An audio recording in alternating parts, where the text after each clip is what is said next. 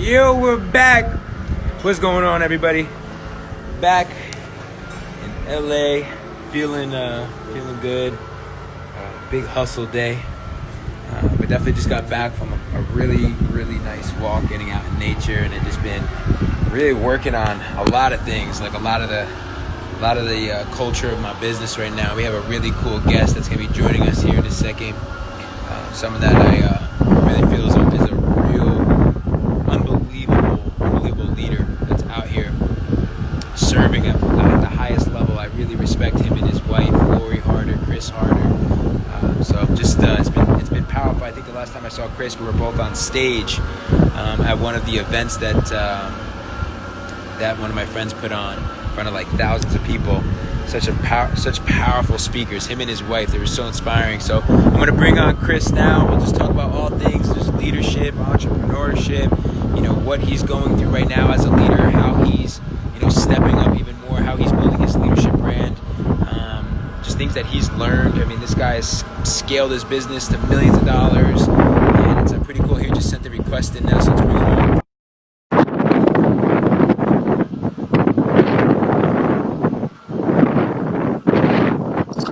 Oh, wind.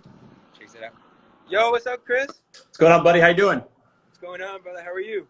Man, I'm good. I'm blessed. Good to see your face. Good to see you too. Here, let me go inside. I just realized how sweaty I am. The wife and I just got done with cardio. Squeeze it in. Nice. That's the way to get it done. I was actually just going for a little cardio myself, but I was going for a walk just around the block, getting out, get some sun, just getting in nature, and it was so powerful, man. Just continue to reconnect. We're all like this. I mean, it's interesting. I've been an entrepreneur working from home for like 18 years, so it's like kind of like nothing different, but there obviously is that feeling of like, wow, I can't just go to Runyon Canyon like I used to. I can't just, take a drive to the gym or just do these things that we're so used to on a daily basis. So I found, I found it's built a new strength. Like it's built a new resourcefulness. Let me just use myself as an example. And I always love just using myself as an example so that I'm not like pointing fingers, right? I can tell you, it's easy for me to get stuck in the rut of going to the same gym, to the same trainer, to the same classes, to the same everything all the time. Yeah. And this forced me to say, okay, how can I get resourceful? How can I still hit my goals? And although it's such a small piece of our life, staying fit, it became a metaphor for everything else. So if I can rethink how I stay fit when I've got a lot of restrictions, I can rethink how we work. I can rethink how we succeed. I can rethink how we make money. I can rethink everything. And so if anything, this is just kind of a really cool exercise, giving people the need to become more resourceful that'll pay dividends down the road. Yeah, I love that, man. And just also just resourceful, creativity, resilience. One of the most beautiful things for me, Chris, I don't know if this has been the case for you, but like I've been a guy, like my whole life has been like go, hustle, New York state of mind. I come from the East Coast. So like my whole life has been kind of like forcing success, right? Like pushing forward. And it's got me really far in life. Realize at the same time, like I realized like I kind of needed to slow down, to rethink purpose, to rethink my foundations, my values, like where am I going, and just like slow it down from doing to like really being centered as to like what I'm creating. And getting clarity, and that's been huge for me. So just wanted to know, like, has that been the case for you? Like, have you slowed down, rethought, reevaluated? Like, how's that process been for you? So my wife and I, we each have individual brands and we each have companies that we manage together. And we've taken two opposite directions. She's using this as space to slow down and just focus on one thing, right? I guess two things. She said, I'm going to use this time to get back in the best shape of my entire life. And then I'm going to use this time to go all in on this alcoholic beverage company that she's building. And me, it was the opposite. I said, I'm going to use this time to go all in as many ways as I can and serve. Not that she's not serving, but be the one who's extra busy, be the one working from sun up to sundown, not because I have to, but because my story and my area of expertise fits the fear and the uncertainty and the struggle that people are facing right now. So I felt a calling to like roll up the sleeves and go all in on that. Yeah, I absolutely love that, bro. That's like, you know, it's such a powerful time like that to me. That's like right away, like when I hear you speak like that with conviction and I see how you've been showing up, it's like for me that's leadership.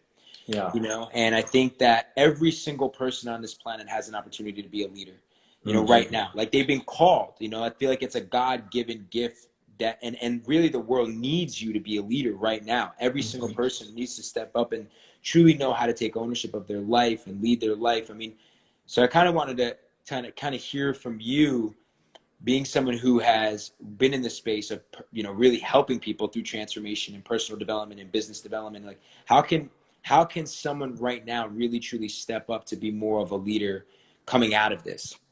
Yeah, what a great question, man. So this is just a shift. What all of us are going through right now is just a massive shift. And with every shift, there's change. And change takes the form in two things. Something goes away and something new is created, right? Mm-hmm. And so when you're a leader, you realize that nothing is lost. It's a net. It's just changed form. The opportunity has changed form. And a leader can keep people focused on the fact that although something the way it used to look or something the way that you used to use has changed, we now have an equal or greater amount of opportunity going forward, and we just have to look towards it. I've been doing a free webinar a few times a week, and every webinar I open up with this situation, this crisis economy that we're in, right? It is, of course, I first have to acknowledge causing death and heartache and fear and hard times, right? We have to acknowledge that. Yeah. But at the same time, it's going to cause more bankruptcies than it is deaths by far. But even though that's scary, it's also going to create more brand new solutions, more brand new opportunities, more brand new businesses, more brand new entrepreneurs, and more millionaires coming out the other side of this thing than any other point in our adult life. And that's because of the type of change that we are shifting into is going to create massive opportunity for those that stay focused on the positive. Yeah, no, I just see it, bro. Like it's such an opportunity. I mean, I think back to like the last recession, how this very similar. I that was when I came up with the idea to start Elite Daily, to like think big, start thinking different, and I doubled down on my passion for content creation, for storytelling, and it led me to coming out of that recession, building the fastest growing publication back then, and building a company to 200 employees, and activating that part of my life coming out of that recession. So, I really do believe that, like, you're right. You could look at it in two different ways, but right now, it's immediately it's such you get caught into that fear, especially paying attention to the news all the time and paying attention to, the fact that it is real. Like people are dying and it is real. But once you can acknowledge that, okay, that is real. But how can if I'm healthy, my family's healthy, and I'm safe, my family's safe, the people I love are safe, like go all in right now. Just going all in on like, where's the opportunity for you? Where are you most passionate about that you've been like playing small and like, just dabbling, and now can you just go all in?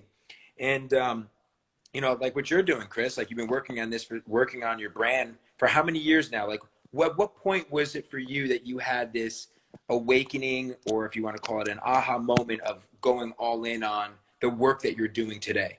To answer that question, I have to go all the way back to the last recession. And this is a very important story, I think. So right now, while Lori and I face this current situation, we're set up in a really positive, strong way. And I'm thankful for that. I thank God for that. But when I look back at the last financial crisis that we faced, we're on the other end of the spectrum. You see, I was one of the fastest rising executives at the world's biggest bank at the time. And so you'd think that I would have taken good care of our money.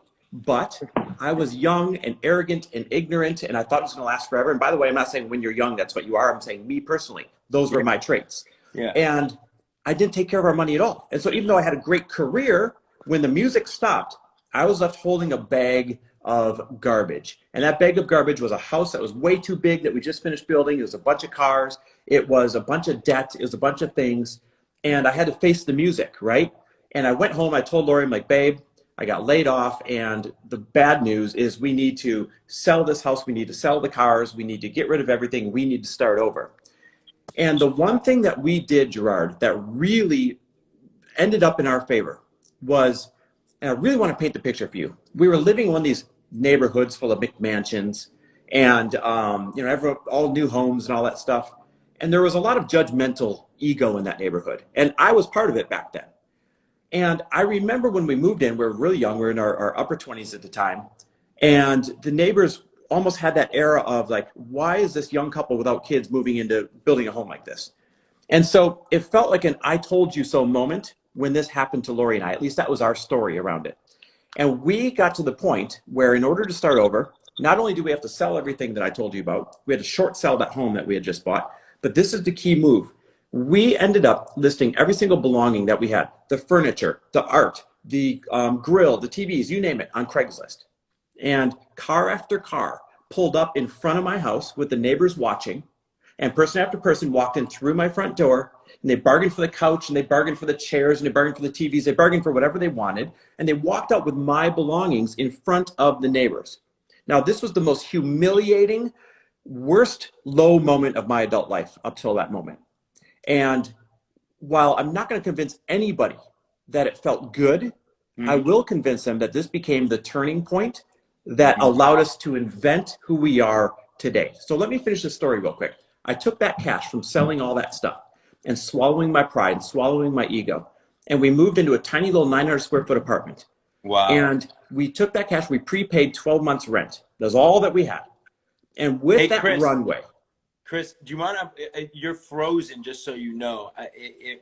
People are kind of noticing. Do you want to just hop up and hop right back on, and that way people can absolutely, because you're kind of frozen. But that may work in that way, and they pick up right where you probably got into a 900 square foot apartment. I can't wait to hear about it. But I'm just wondering if maybe if you do that, you won't be so frozen.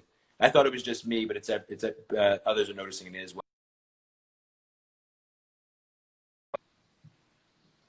All right, guys, so let's see here. Let's see if we can get Chris right back on, and if that'll help. Drop your comments, guys. Definitely share your love, share your questions. World-class entrepreneur and leader, Chris Harder. All right, let's see if this will help, guys. Drop your questions, and I'll pull them up in the Q&A. Oh, there he is. Nice. All right, man. Way better. Now you're not frozen. Sorry, bro. I just didn't want you to be like stuck. Yeah, no problem. Okay, so here's what happened. We sold everything we could. We took that wad of cash and we prepaid 12 months rent in a tiny little apartment that we moved down to. That became the place where we got to pivot and reinvent ourselves. And a real leader isn't afraid to pivot and reinvent themselves, right? Yep. As a matter of fact, they are able to recognize when it's opportunity. And that was our opportunity. So we took that 12 months runway. And that is when we began our entrepreneurial journey. Without that moment, here's why I'd share this story. Number one, if anyone has financial fear or uncertainty, or if you're humiliated about your position right now, don't be.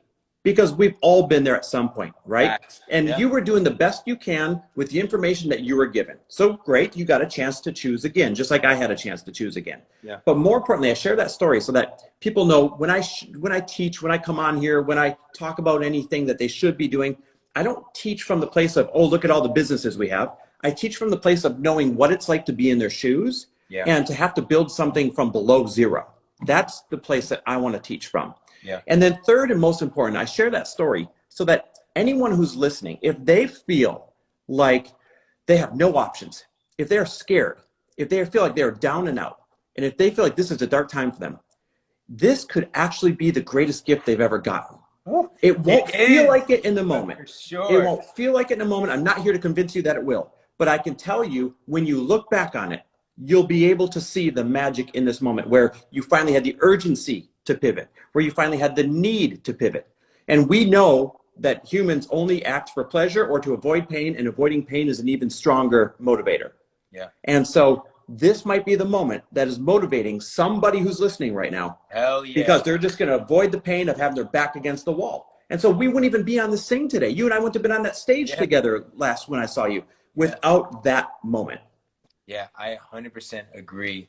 And it's like the hero's journey too, you know, like we've all had that shift that's happened in our lives, you know, that challenge, that obstacle.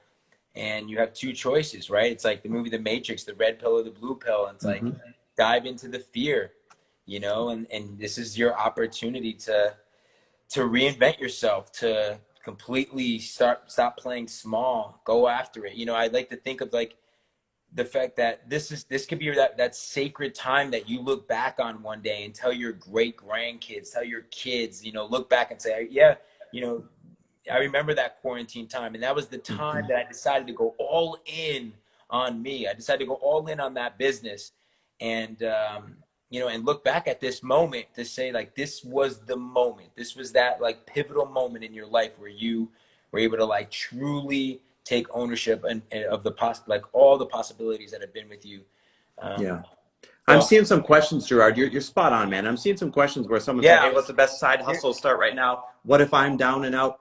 There's two key questions everyone should be asking themselves right now. Okay. Number one, what are the brand new needs? What are the brand new urgent needs that have been created because of this crisis? That's question number one. Question number two, how do my past experiences or how do my current skill sets help to fill one of those needs? And I don't mean passively ask yourself this. I mean really ask yourself this. Because when you sit with it almost like it's an exercise, you'll end up with not just one answer, but many answers. And then you're going to have to peel yourself back so that you just grab one thing and run with it. But to people, when they feel paralyzed or when they feel like, hey, what's the best side hustle or what should I do to make some money? I just lost my job. Opportunity is everywhere right now. And I mean everywhere. And I understand some people's paradigm, because of everyone they know, is everyone lost their job, nobody has any money. And that paradigm is real to them. My paradigm right now is everybody has money and everybody is foaming at the mouth about the opportunities that are starting to show up. And I know my paradigm is not real. The truth is the paradigm is a mix of the two. That's the reality of what's going on. And so after you ask yourself those two questions, what are the brand new needs created out of this crisis, and what do my skill sets and my past experience had to do with filling them, then whenever you get whatever that answer is, then you just go hunt down the people that are in position to buy whatever that answer was from you. Yeah, I love that. We got, let's see, we have a couple other questions here coming in, Chris. What are your thoughts on opening Amazon store right now, or FBA drop shipping? Do you have any thoughts on that? Do you have any thoughts I am on like uneducated in that department. I know a lot of guys doing it well, but I am uneducated in that department. I will never teach you something I don't know about.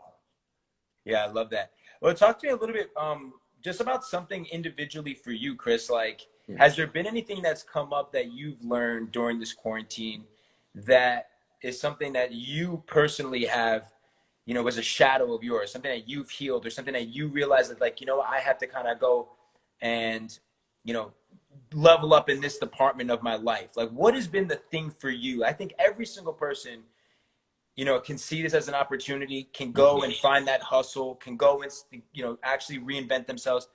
But there's also like, there is getting real. There is this vulnerability. And I always feel that like vulnerability is leadership as well. Like, just give me a moment of like, what was something that's happened to you, whether it was during this quarantine over the last 3 weeks, or maybe something that's happened already for you in 2020 that has been that thing where you're like, I need to fix this because it's what's holding me back from like getting to that next level of you as a leader, as a CEO, as an entrepreneur. Yeah, there's two things actually. The first one was I realized I need to roll up my sleeves and be a better husband or be a better man of the house. And what I mean by this is Lori and I have an extraordinary relationship, been married for 15 years. But for the last several years, we've had daily housekeepers, we've had our whole 2 assistants, we've had our whole team here. We've had an army of people doing everything from getting the mail to cleaning the house to taking out the trash to cooking to everything, right? And all of a sudden that stopped when we all had to stay home. Wow. And Lori was the one cleaning all the time. Lori was the one making dinner all the time. Lori was the one doing all these things. And I realized it was unfair for that burden to fall on her just because I was being lazy or sticking to what I do best. And so I had to realize that I have a say in rolling up my sleeves and doing things that I don't normally have to do during a time like this if I'm going to hold up my end of the bargain. Now that becomes a metaphor for business. That becomes a metaphor for relationships. That becomes a metaphor for friendships. It really becomes a new way of showing up bigger for those in your life. So that was change number 1 for me. Change number 2 was I've always prided myself that I was obsessed with staying in shape. And, you know, I'd go to the gym. I had a trainer every other day. I'd go to fitness classes every other day outside of that. We walk every single day. Like, we stayed on point. As soon as those things were taken out of my life, I realized I didn't make it as big of a priority at first as I thought I would. Yeah. And I would make excuses. I was just going for walks, and that was the extent of my workout. And my excuses were, well, we only have a couple dumbbells, or like, I'm working a lot right now. And after a couple of weeks of realizing that I was playing small, my physical department, I needed to make a change. And I asked Lori, I said, babe, you got to hold me accountable. Like, I need to lift 3 times a week, and I need cardio, you know, in the form of running or sprinting or something once a day, plus our walks. And I need you to help me uphold this end of the bargain. I need you to call me out. And again, if you guys don't have a significant other right now, if you're locked down by yourself, it doesn't mean you can't go get somebody virtually to check on you and make sure you're doing what it takes and to call you out. And so those 2 things were big for me: showing up bigger around the house and learning those new muscles of participating. And number 2, realizing I wasn't as determined to stay in shape as I thought I was once it got a little bit more difficult. I love that, bro. Thank you so much for sharing that. That's powerful, man. I want to just give a shout out to your beautiful wife, Lori. Lori, she's the best. She's amazing, and just it's amazing connecting with both of you. And I look up to both of you. You know, I want to start a family one day. I want to be married one day. So like hearing that you guys have been married for 15 years and just keeping it real. Like I don't know if you follow I follow like Rich Wilkinson and you know, just like seeing a lot of these like really cool young preachers even that are coming out with their wives, like, and opening up about the reality of what it's like being in a quarantine, and like all of a sudden the dynamic changes and how you manage that dynamic. So I'm curious, anyone who's watching right now, comment below if you have felt that dynamic, if you live with someone, a significant other, and like you struggle with that. If you have any questions around that, let me know. But I'll tell you, Gerard, let me jump in there real quick. You're talking about living with somebody, and you're talking about leadership before, and I want to go all the way back to when you started your media company right after that last recession. These are all tied together with one thing, and that one thing is a concept that I call over-communication.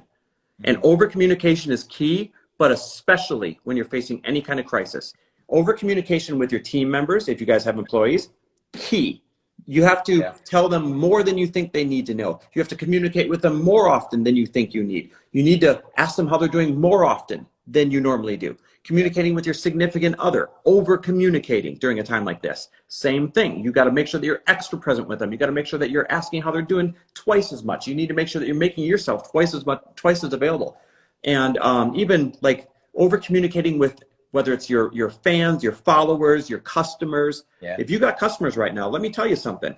This is called a starburst moment. And I don't know if you guys know what that is, but a starburst moment is like when JFK was killed, or when 9/11 happened, or when, you know, like these moments where it's locked in time. You can, without a doubt, recall where you were, you see it, you feel it. Those feelings are still, you can tap into it immediately. And here's why. When you have these starburst moments, your receptors and everything is extra turned on, and because you're hyper focused on what's going on, and so you absorb that much more. And during these moments, if you passively lead your team, or if you're not there for them, or if you are passive with your customers, or if you're not there for them, or if you don't give them refunds, or if you don't help them through when they need to skip a payment, if you're not there for your significant other, if you're not there for your friends, their receptors are hyperactive right now. And this is going to determine how people view you, your team members, your customers, your friends, your significant others. That'll be stuck in their DNA forever. And so if you're showing up big right now, it'll pay dividends the rest of your life. And if you are showing up weak right now, if you're cutting corners, if you're down and out and you're saying, hey, I've got to worry about me first, that is also going to stick in their DNA, and they're going to remember that. And it's going to cause you problems in the long run. So during these starburst moments, when everybody is like hyper attuned to what's going on, it is more important than ever to over communicate. And that's what you did when you started your media company. That was a form of over communication, and look what it turned into for you. Oh yeah, I mean, it's you're absolutely right, bro. I mean, just like right now more than ever with my team. I mean, let's talk about that a little bit. You know, I mean, like for me, I've completely stepped up. I mean, right before our live stream, I spent 2 hours. I've been doubling down on my self-education. I've been doubling down on like realizing like, hey, like it's okay to get support. You know, I think that's why I love what you do. And this is why I love stepping into this role of like coaching clients now and helping clients. It's different than when I built my media company, right? Because I was building my media company, it was a startup, right? It was like 200 employees, raising capital. It because it's just it's different than when you are in the business of changing people's lives. And that's what we do now. And it's the best job in the world. But what I realize is that I have this saying where it's improve the leader, improve the business. And for me, and I realized everything you're saying is on the money. And I had to show up way more powerfully for my team, for my clients, and even for myself. So one of the things, like right before our live stream, I was on a 2-hour, I have a coach working with me right now on culture, right? Auditing, going and interviewing my team, interviewing the people in my circle, and like getting, for me to get real authentic feedback too, of like just how they see the company. What is the product? What is the vision? What is the purpose? You know, what do you see in the leadership? What do you see in the values and the way that the community is? And it's like, you know, it's, you know, I'm going as far as that to make sure that I'm tightening up everything internally. Also, I have a coach that I'm working with spiritually, healing things that have come up, inner child work, and all types of things that are coming up for me. And then also like just making sure to double down on my customers. Because I know that if I improve Gerard and if I improve the culture of my internal team, that is going to overflow into my customers, overflow into the mastermind, overflow into the community, overflow into all of that stuff. So I think, like you said, you mentioned earlier, like some people right now want to take shortcuts, and you will pay the consequences of that coming out of this. But if you double down on improving yourself as a leader and double down on your culture internally and for your customers, I'm telling you, you're going to set yourself up to make millions of dollars and impact way more lives than you ever could have imagined because of that. This is when you lean in, and that's what you're doing, man. By self-auditing, by working with your coaches, by having your team do the culture exercise, you're leaning in. And it's counterintuitive, right? When something's coming at us, what do? We want to back up. The problem is you need to lean in. And so let's use customers. You need to contact them twice as often. You need to send them perks. Yes. You need to maybe send them a little gift to their home because you know they're trapped at home. Yes. You need to like add extra calls if you have a mastermind or something like that. Yes. And what about your team? So you know what we did with our team when this happened? We leaned in. We sat them down, well, virtually, right? And we said, listen, y'all are going to be at home for a long time. I know it's going to last for a little while, but I want you to be able to know that you have a job for at least 1 year. We're giving you a 1-year promise that as long as you make your presence felt from home, that you don't have to worry about your job. We're not going to lay you off. We're not going to do any of that stuff. We'll commit to you for a year as we go through this. That was thing number one. Then number two, we said to him, we said, on top of that, this is before testing was covered. We said, if you or anyone in your family needs testing, we'll pay for it, because I think it was like $500 at a time. And, you know, the type of salaries that work for us, you know, that's a lot of money. And then we said, number three, we said, we're going to give all of you a $1,000 emergency fund to use if you have extra expenses or your family needs it or you got to pay rent or something like that.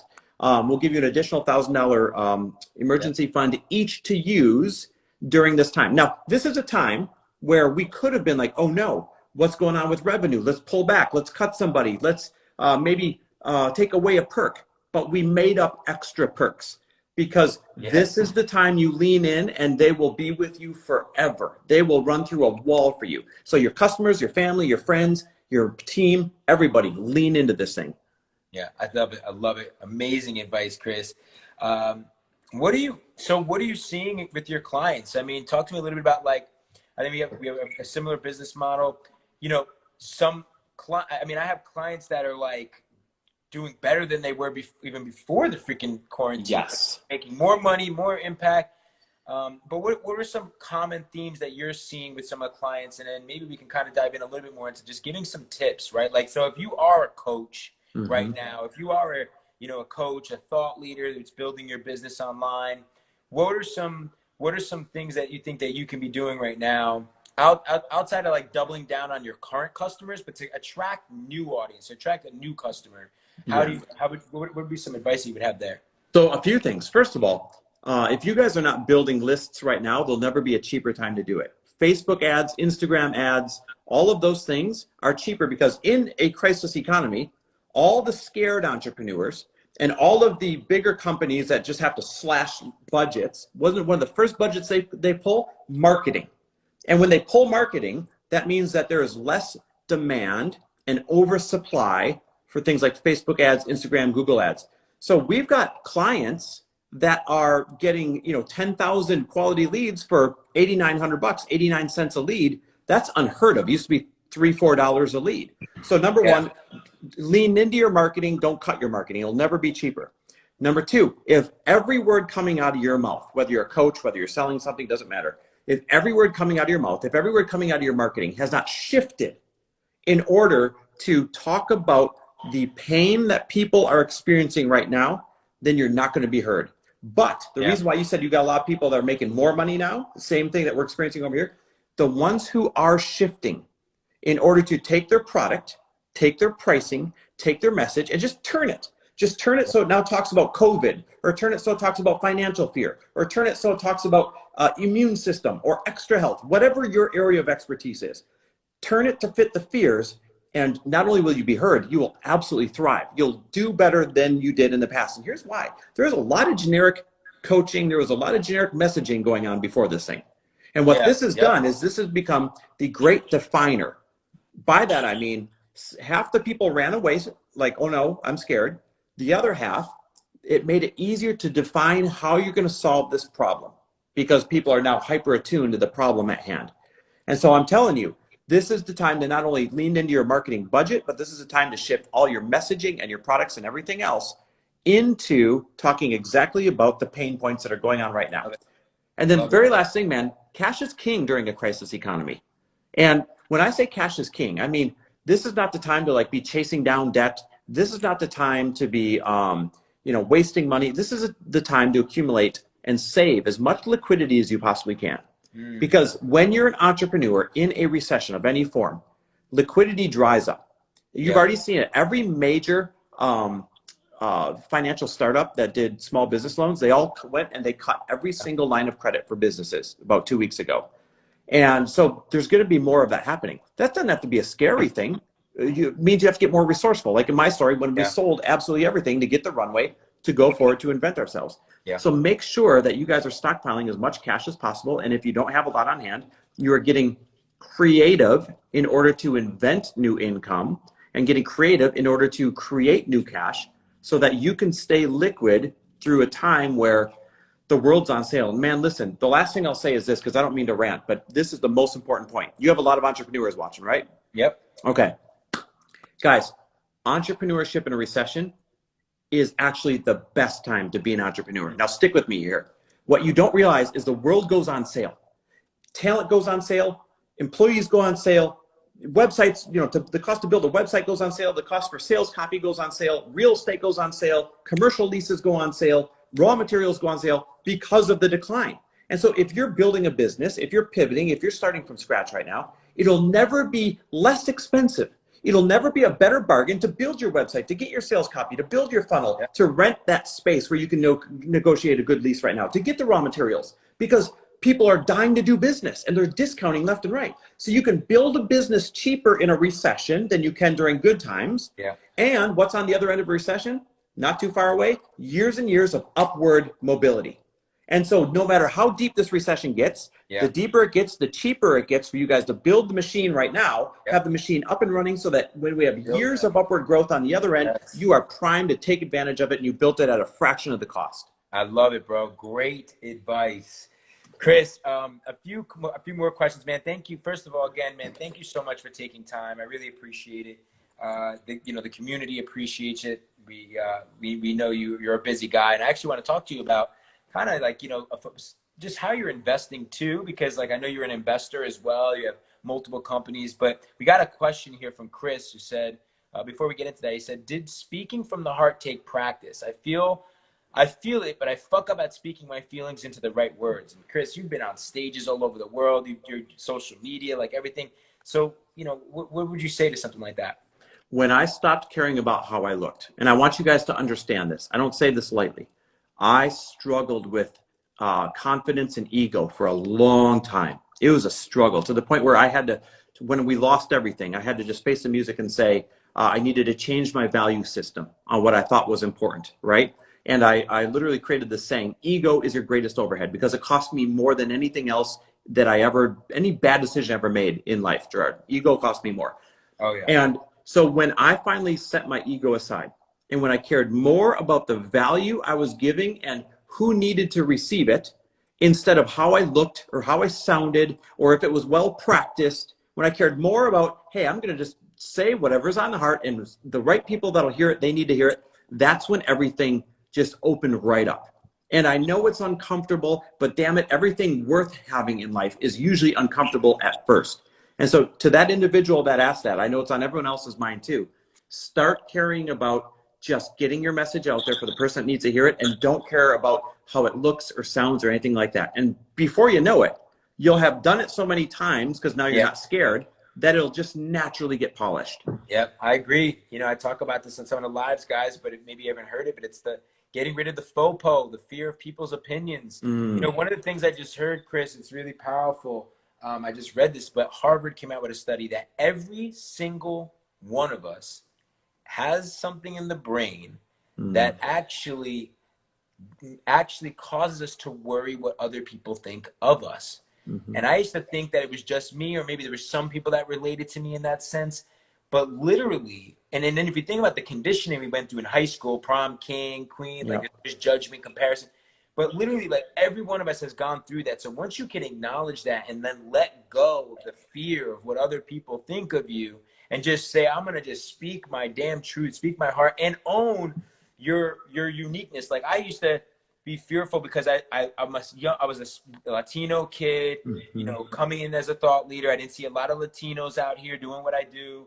You know, I had a worthiness issue growing up, like, you know, never, you know, really always feeling I was the underdog. I didn't get first string in high school. I didn't get A's or B's in school. I hustled, you know, so hustled weed when I was 17. So a lot of shit I went through that made me, when I finally got asked to speak on stage after building not one but two 8-figure businesses by 30, I still didn't think I was worthy enough to be on that stage. I still thought that maybe it was luck, or maybe like, why me? Or, you know, how are they gonna accept me because I used to hustle weed when I was a kid? Are they gonna accept me the way I look, sound, my Jersey accent? But the moment I just stopped caring, I just said, you know what? It's not about me anymore.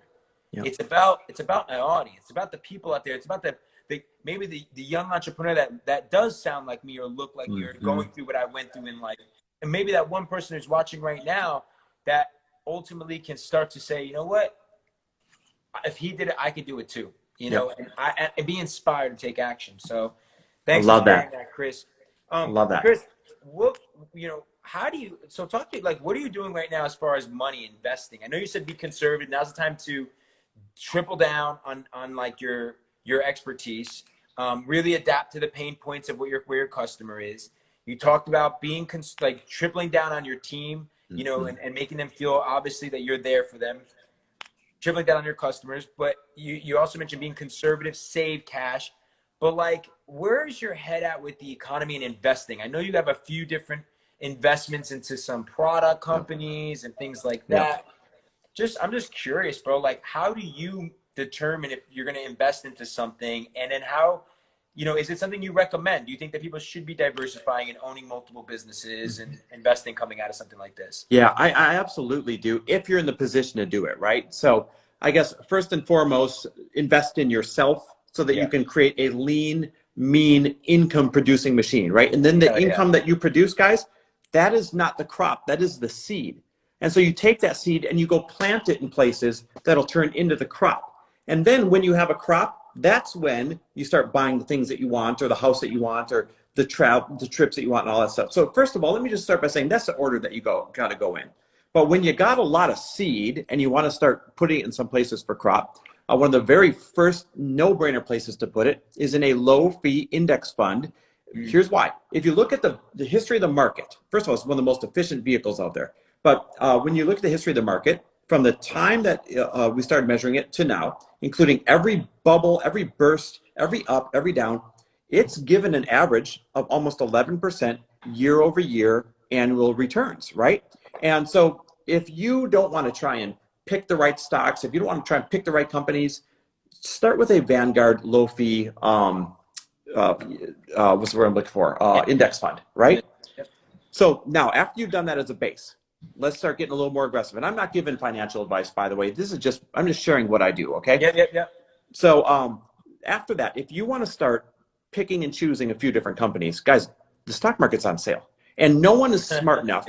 No one is smart enough to call a bottom, and no one is smart enough to call a top, right? So don't try and wait for the bottom. Don't try and wait for the top. Dollar cost average your way down on no-brainer stocks that were healthy for every reason other than the fact that we're not allowed out of our homes. So things like Disney, there's nothing wrong with Disney, except for the fact that we can't go to the parks. Things like Delta, there was nothing wrong with Delta, except for the fact that we can't go on airplanes.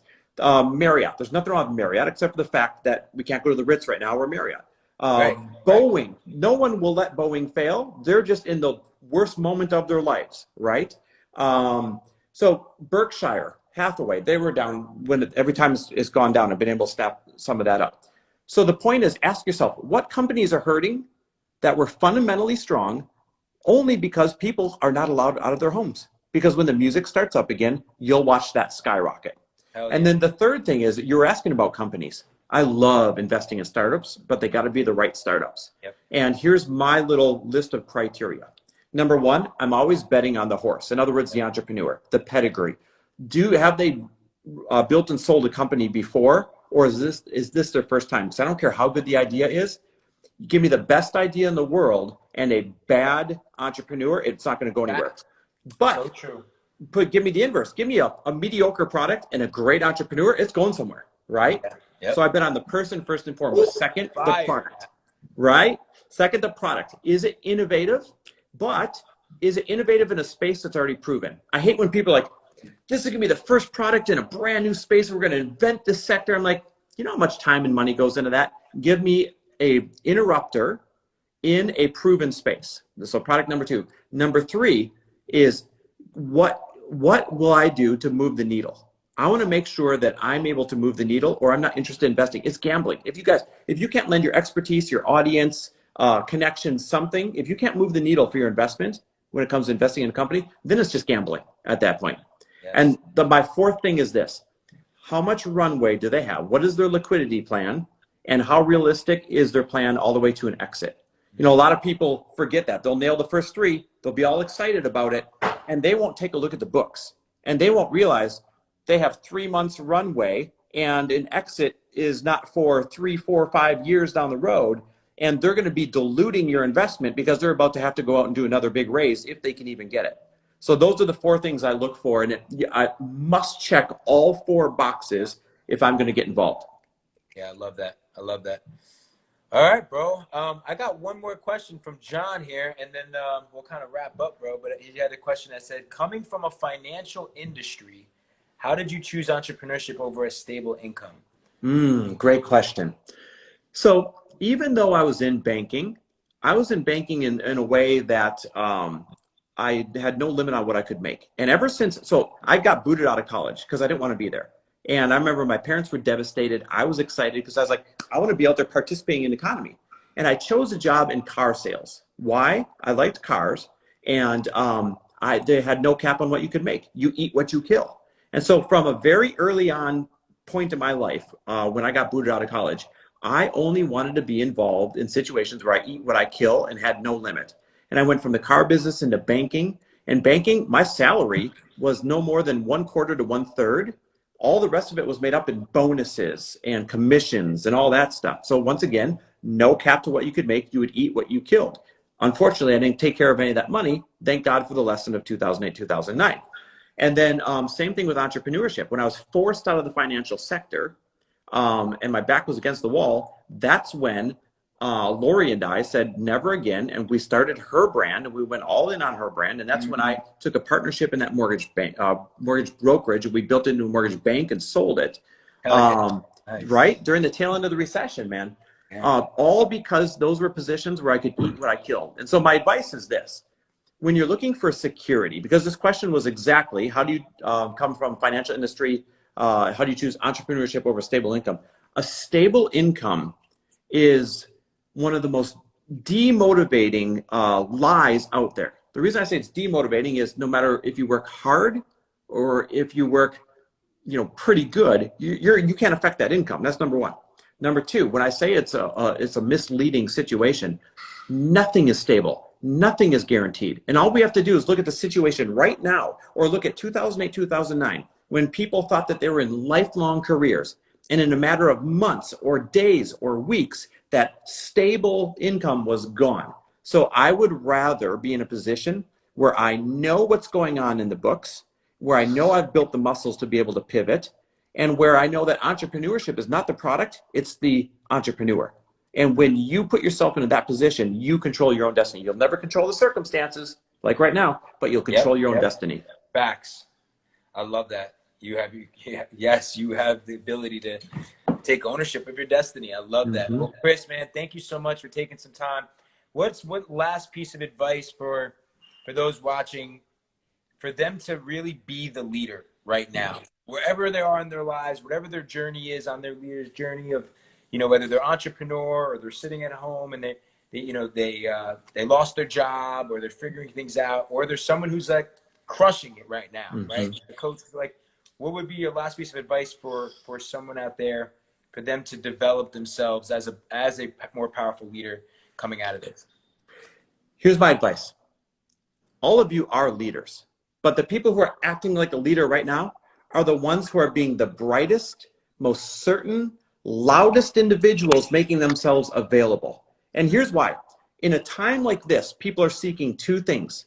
They're seeking direction and they're seeking certainty.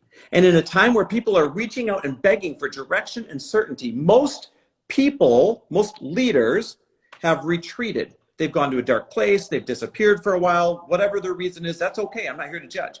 What I'm here to say is this: because there's less people being bright, because there's less people being loud, because there's less people standing out, and at a time where people have increased their need for certainty, increased their need for direction, if you show up loud and proud and certain and consistent, then it'll never be easier than it is right now to stand out among everybody else. And that is a leader. Woo! I love it. I love it. So, well, Chris, thank you so much for being the leader, bro. Every single day, you have my utmost support. Anything I can ever do to bring value to your tribe, feel free to call on me, whether it's anything at all I can ever do, bro. But just know that I'm going to continue to be there to support you as we continue to just empower people and help them to just really tap into their leader within and help these people to change their life and be the change that we seek in the world. And I appreciate you and who you are, how you show up. Send my love to your wife. And I look forward to collaborating more, man. Thanks for jumping on, bro. For sure, man. My privilege. Thanks for having me. Good luck. All right, brother. Peace. Bye-bye. All right, guys. Well, I appreciate you guys jumping on another live stream. I hope that was really valuable for you. Guys, was that valuable? Before I hop off, I just want to know, give me some thumbs up, drop some fire emojis, some hearts. I want to know, definitely do me a favor and go to Chris's page. If you're like really about this, he took time out of his life to come and share with us his story, his wisdom. So please do me a favor, go to Chris Harder's page, comment on his last post, let him know that that was valuable, that you appreciate him. Remember, I hope you guys are still going forward with the Appreciative Leadership Challenge. 3 people a day for 30 days, every single day. You'll see over here, I flipped my coins, all right? 3 quarters, all flipped, meaning I have already reached out to 3 people in my life, personal and business, and shared with them appreciation. So go do that for me. Let me know if you guys got value from this. Comment on my last post. I'm on day 5 of my experiment. So comment on and let me know what your thoughts are, if you have any questions. And I'll see you guys tomorrow. Crush the rest of your day. Peace.